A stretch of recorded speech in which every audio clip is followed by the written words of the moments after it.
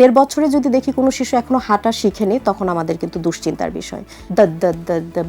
তার বিকাশ হচ্ছে কিনা এটা আমরা কিভাবে বুঝবো? 3 থেকে 4 মাসের একটি শিশুর ঘাড় শক্ত হয়।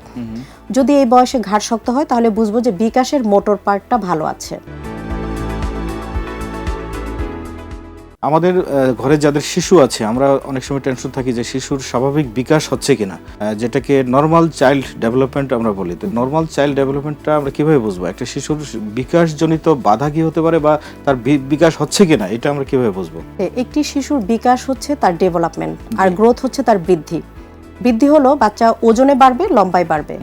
এর সাথে সাথে বাচ্চাটাকে দেখতে হবে কয়েকটি ধাপে, যেমন বাচ্চাটার মোটরে প্রবলেম আছে কিনা বা মোটর ঠিক আছে কিনা। 3 থেকে 4 মাসের একটি শিশুর ঘাড় শক্ত হয়।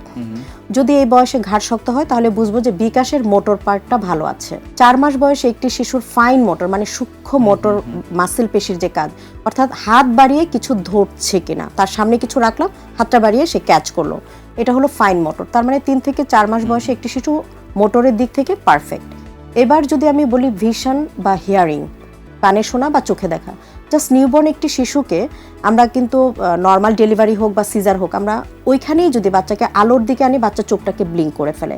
আবার যদি একটু অন্ধকারে নিস বাচ্চা মনে হচ্ছে ঘুমিয়ে যাচ্ছে, বুঝতে হবে তার আই রিফ্লেক্সটা আছে।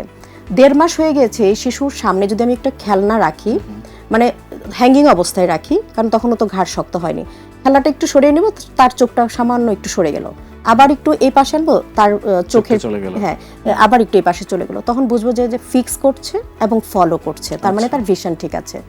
সামান্য একটি সাউন্ডে বাচ্চা চমকে উঠছে, স্টার্টল যেটাকে বলি, তার মানে তার হিয়ারিং ঠিক আছে।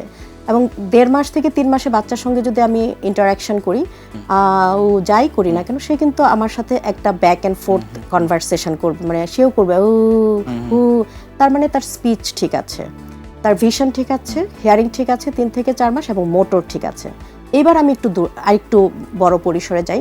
6 থেকে 7 মাসে একটি শিশু গড়াগড়ি করতে শিখে এবং উঠে বসা শিখে, তার মানে বাচ্চা বসা শিখে গেল। 6 থেকে 7 মাসে একটি শিশু তার নামটা অন্তত বুঝতে পারে এবং মাকে চেনে, মানে কেয়ার গিভারকে তো চিনবেই আরো আগে থেকে, কিন্তু কে তার মা কে তার বাবা সেটা আইডেন্টিফাই করে এবং তার নামটাকে সে রিকগনাইজ করতে পারে। যখন এই শিশু এবং এই বয়সে শিশুটার কনসোনেন্ট সাউন্ডগুলো চলে আসে, দ দ দ দ বা বা বা, তাহলে সবগুলো ডোমেইন চলে আসলো। এখানে কিন্তু বুদ্ধির পরিচয় সে দিয়েছে, তার নামটা সে জানে।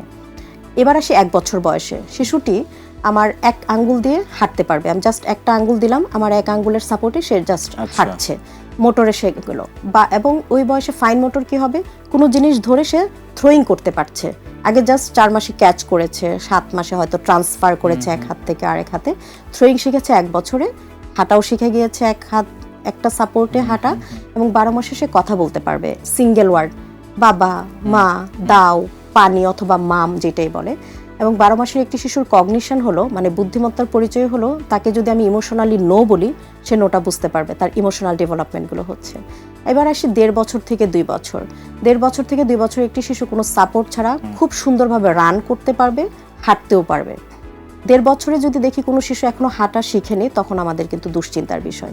এবং 1.5 বছর থেকে 2 বছর একটি শিশু মিছিমিছি খেলা শিখে, ভান করে খেলা, পুতুলটা হয়তো মেয়ে পুতুলটাকে মা বানালো, ছেলে পুতুলটাকে বাবা বানালো, সে মিছিমিছি খেলছে, চা বানিয়ে খাওয়াচ্ছে এবং 2 শব্দ জোড়া লাগিয়ে বাক্য বলছে, ছবির বই পয়েন্ট করতে পারছে। এখানে কিন্তু মোটর এবং তার স্পিচ এবং তার বুদ্ধিমত্তার লেভেল চলে আসলো। তারপরে যদি 3 বছর আসে তখন কিন্তু বাচ্চার ফাইন মোটর দেখা গেল একটা সার্কেল আঁকতে পারে, খুব সুন্দর না হলেও পেন্সিলটা ধরে একটা সার্কেল আঁকলো। 3 বছরের শিশু বলবে স্টোরি শুনতে চায়, গল্প শোনাও, বা নিজে মিছে মিছে, মানে মিথ্যা কথা না, মিছে মিছে বানিয়ে একটু একটু করে কথা বলতে পারে। এবং স্পিচের বেলায় দেখা যায় যে সে ছোট ছোট কনভারসেশনের মাধ্যমে একটা ঘটনা পুরো বলতে পারে, যে অমুক জায়গায় এটা হয়েছিল, আমাকে আদর করেছে, একটু টুকরা টুকরা করে আমরা পুরো অ্যাডাল্টরা কিন্তু ঘটনা বুঝতে পারি।